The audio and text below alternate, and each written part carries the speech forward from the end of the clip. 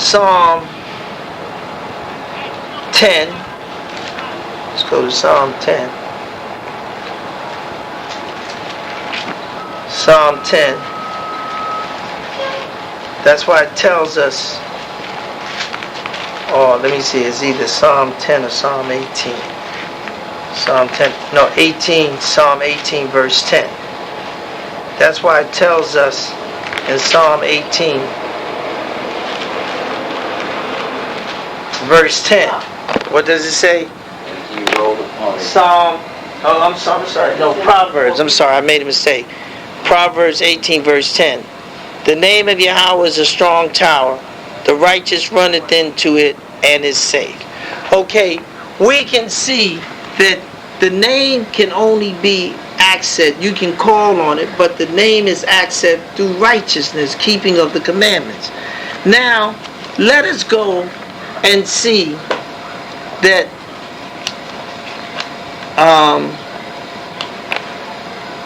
when we go into 1 Corinthians in the New Testament, it begins to tell you, chapter 8, 1 Corinthians chapter, it say verse 5, for though there be that are called gods, whether in heaven or in the earth, as there be gods many and lords many. That's what it's saying. There be many gods and many lords. That's why every man shall walk in the name of his God. And it tells us, okay, so it says, but to us there is but one God, the Father of whom are all things, and we in him, and the Lord they call Christ, by whom are all things, and we by him. So they have claimed their God. He said, but to us there is but one God. That's why he said, gods and lords there be many. He said, there's only one God. Because gods and lords there be many gods, and you choose your God. Every man should walk in the name of his God. And therefore he said, but to us there is but one God, the Father of whom all things, and we in him, and one Lord Jesus Christ, by whom are all things, and we by him. So the thing is, they have made him. They have found their God, and therefore by finding their God, they rest comfortably in their God. Okay? It says here in Romans chapter 10, that's why we're talking about gods and lords, to show you that in Yahweh God we found our God. Just like others have found their God, we have found our God. You understand what I'm saying? Chapter 10, and we're going to start at chapter 10, verse 9. That if thou shalt confess with thy mouth the Lord, and they said, the man they call Christ, and shall believe in thy heart that God has risen him from the dead, thou shalt be saved. That is their merit. They say, if you confess it with your mouth and believe that he was risen from the dead, then you will be saved. Let us go up to same chapter, verse 3. For they, being ignorant of God's righteousness and going about to establish their own righteousness, have not submitted themselves unto the righteousness of God. For Christ is the end of the law for righteousness to everyone that believeth. It says, for Christ is the end of the law for righteousness to everyone that believeth. For Moses described the righteousness which is of the law, that the man which does those things shall live by them. But the righteousness which is of faith speaketh of this wise, say not in thy heart, who shall ascend into heaven? That is, to bring Christ. See, they put it in, they say that they are assuming that they are saying to bring Christ down from above. Or who shall descend into the depths, that is to bring up Christ again from the dead? But what saith it? The word is nigh thee, even in thy mouth and in thy heart. That is the word of faith which we preach, that if thou shalt confess with thy mouth the Lord Christ, and shall believe in thy heart that God has risen him from the dead, thou shalt be saved. It said, for with the heart man believeth unto righteousness, and with the mouth confession is made unto salvation. So they have established what their salvation is about. And their salvation is about confessing in Christ and believing, and they say we're saved. This, did we not read this? Okay. So you let us go and establish this total understanding of what they're talking about.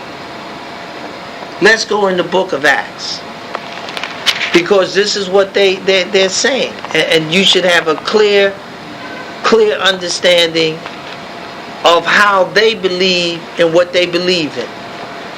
And therefore, let's go to Acts chapter 4.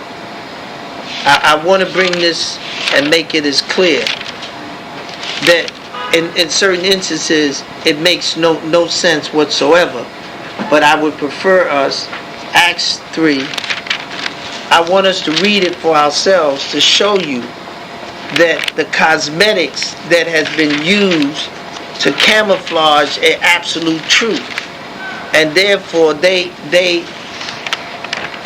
come into this understanding without cross-reference to see that they have been misled.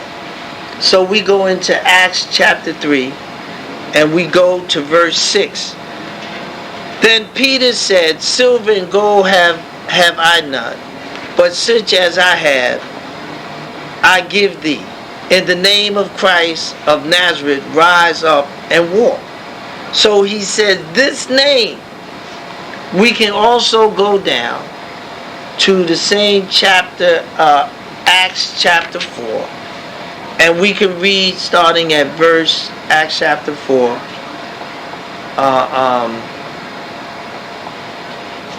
verse 10. Acts chapter 4, verse 10. Be it known unto you all, and to all the people of Israel, that by the name of Christ of Nazareth, whom ye crucified, whom God raised from the dead, even by him does this man stand here before you whole. This is the stone which was set at naught of you builders, which is because the head, which is become the head of the corner. Neither is there any salvation in any other, for there is none other name under heaven given among men whereby we must be saved. Now this is their whole premise of this name. That's why I say every man should walk in the name of his God, because they're saying that by Christ the Nazarene, that his name is the only name that you can be saved by, and you will confess with your mouth and believe that he's been risen and you saved. That's what it says. Doesn't it say that? It says in our that every man shall walk in the name of his God. It also says that the name is a strong tower and the righteous runneth into it. I want you to thoroughly deal with this. I want you to thoroughly understand this so that you might be able to come to a conclusion.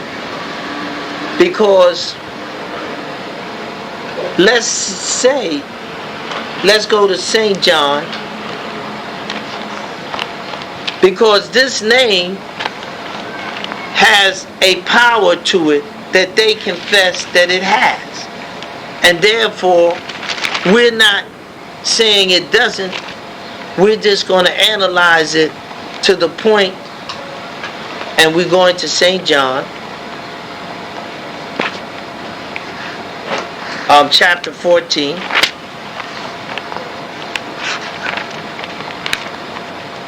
And therefore, I rest my case on the scriptures that is there, that's written, that says these things.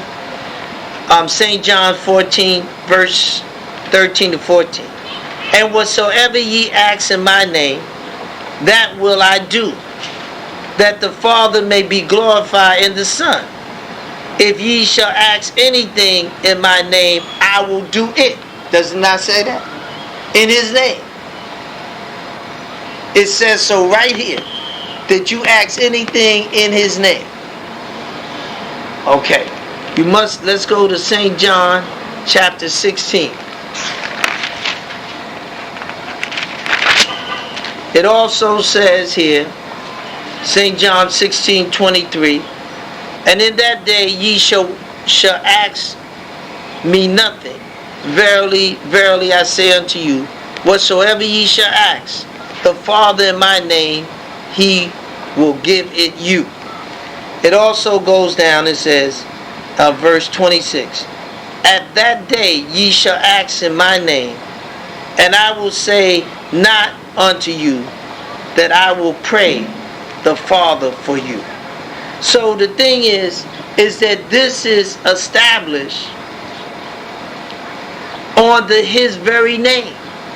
This, like our existence, is established on, let's go into Psalm 124.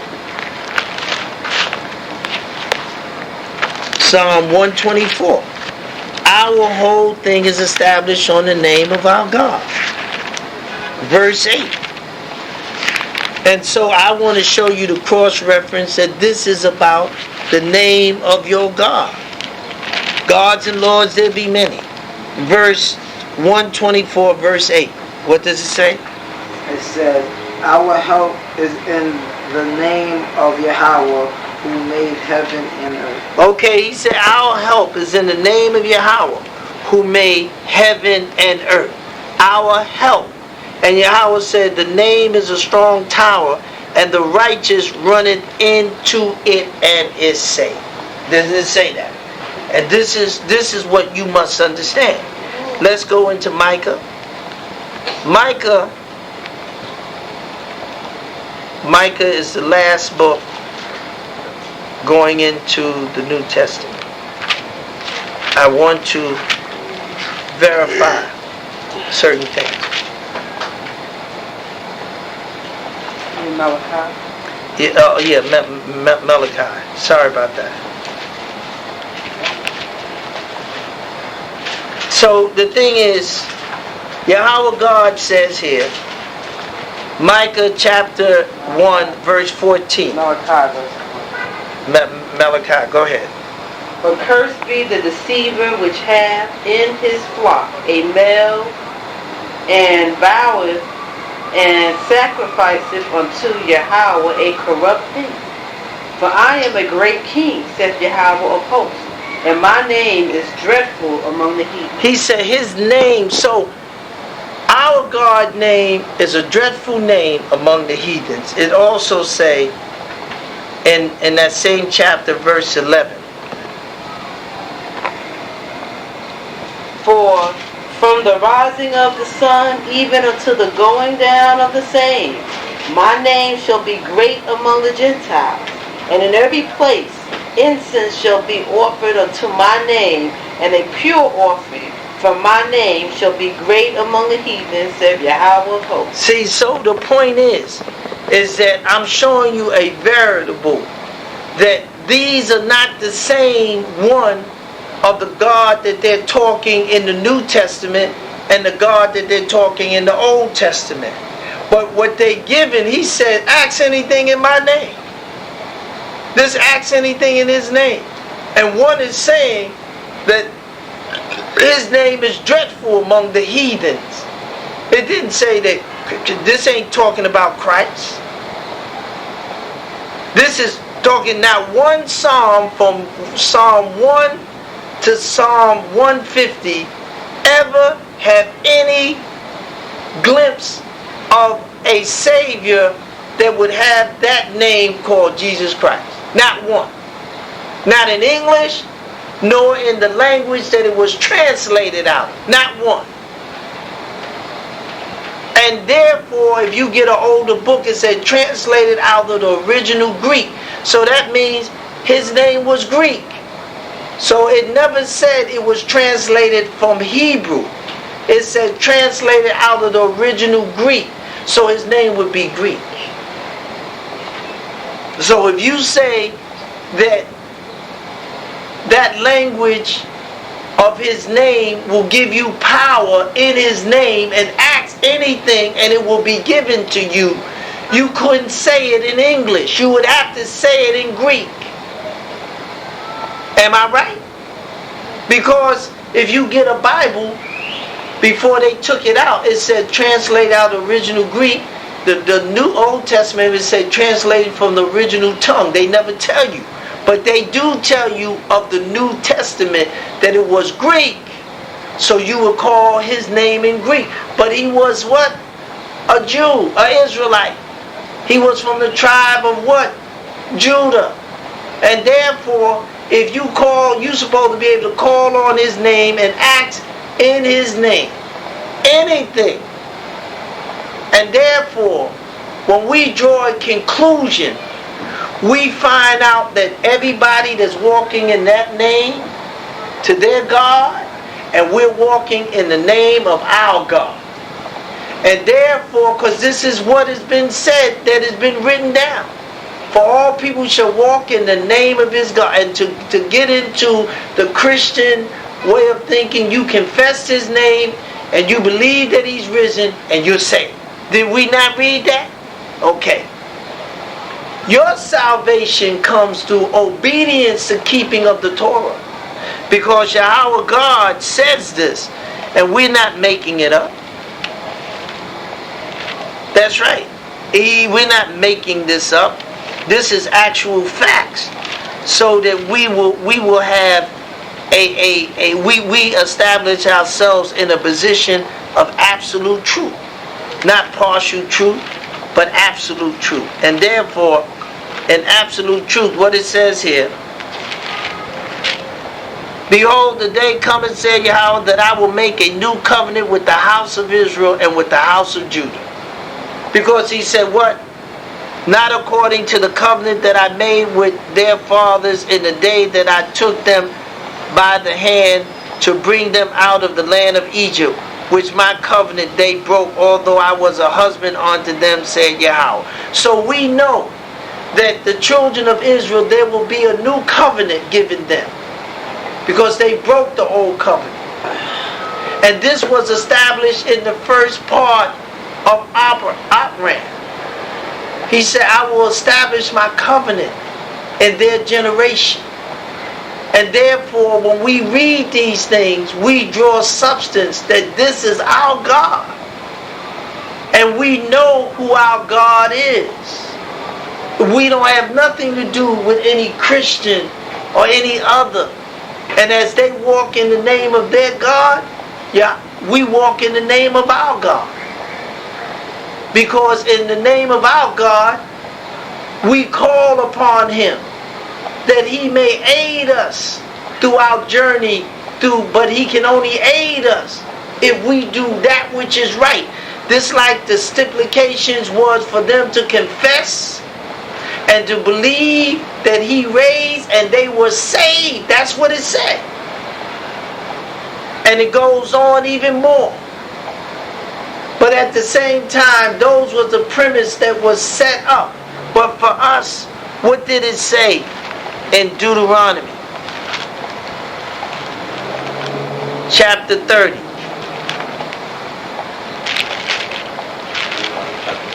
Yet, at verse 1, what did it say for us to do? And it shall come to pass, when all these things are come upon thee, the blessing and the curse, which I have set before thee, and thou shalt call them to mind among all the nations, whether Yahweh thy God has driven thee. And thou shalt return unto Yahweh thy God, and shall obey his voice according to all that I command thee this day, thou and thy children with all thy heart and with all thy soul, that then Yahweh thy God will turn thy captivity and have compassion upon thee, and will return and gather thee from all nations, whether Yahweh thy God has scattered thee. That's what he said. And that was what was given to us when we will return and be obedient to our God. And we are. We have returned to do homage and to be obedient and to serve him and to be relinquished from our stiff-neck and rebellious ways against the Torah. And we're already destroyed. We came into America to be destroyed. And we forgot the name of our God, and we picked up the names of all types of different gods, and we called on them. And now Yahweh God is saying, those that will stay with that God, let them. You stay with your God. And now that you know who you are, you got your God. And then you don't say, well, why is this person, and why would he receive? Because he's receiving it from his God. That's all. He's receiving the blessings from his God. Just like we hope to receive by our conduct of righteousness and keeping of the commandments. So you hear different names. But the point is, when you read the Old Testament, the New Testament, the language, so you don't hear them calling on God's name in Greek, do you? No. You're English. So they got the wrong name because it's the wrong language. We call on Yahweh's name in Hebrew. It's not Lord, it's not God, it's Yahweh. That was a translation. But it's Yahweh. And that's what it is. So we must learn. And if you go among any so-called Esau's, they will never call his name. He said his name is dreadful among the heathens, and they will burn a what? They burn a pure offering in the honor of his name. But they don't call it. They don't say it. But what did it say in Malachi, last chapter? Let me read this. And it's just based on that name. It ain't based on nothing else but that name. And therefore, when you understand that it's based on the name, you got it going. Malachi 3, verse 16.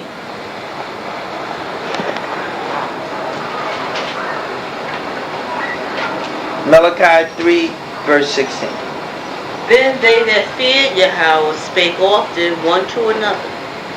And Yahweh hearkened and heard it, and a book of remembrance was written before him for them that feared Yahweh, and that thought upon his name. That's right, this thought upon his name. What was it? It wasn't Christ. Mm-hmm. They thought upon, and the book that we read from Genesis to Deuteronomy and the prophecy and the writings was a book of remembrance. Because our ancestors thought, so Yahweh sent down this book that we will sort through in time and learn this is the way that we should go. And this is the thing that we should do.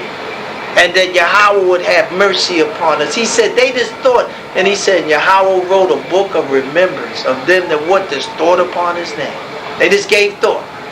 So we would not forget. So it's important that we learn these things. And Yahweh has put people in the earth. Yahweh God has spread people in this earth. And say, let's go to Isaiah 62. Isaiah 62. Let's go to Isaiah 62. Isaiah 62, verse 6.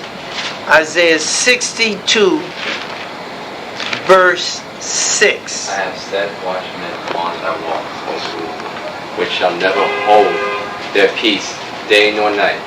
Ye that make mention of Yahweh, keep not silent. That's right. That's what it said. Read that again. Read it loud. I have set watchmen. Go ahead. Upon thy walls, O Jerusalem, which shall never hold their peace, day nor night. Ye that make mention of Yahweh, keep not silent. That's right, keep not silent. Keep his name going. Keep not silent. Just keep that name pumping in the earth. Yahweh God, but do it in righteousness. Just don't say it. Do it in pureness of keeping the commandments. He said, keep it going. Pump it up. I have set watches upon thy walls, O Jerusalem, which shall never, and said, watchmen, O Jerusalem, which shall never hold their peace, day nor night. Ye that make mention of Yahweh, keep not silent. Praise Yahweh. Just like you said, don't just keep on pumping that name. Keep on calling that name. But call it in righteousness and truth. Just keep on pumping it. Just like they pumping their God's name, we pump our God's name. Just keep on pumping it. But in righteousness and in truth and in godliness and in fear and in worshiping Him the right way with total respect.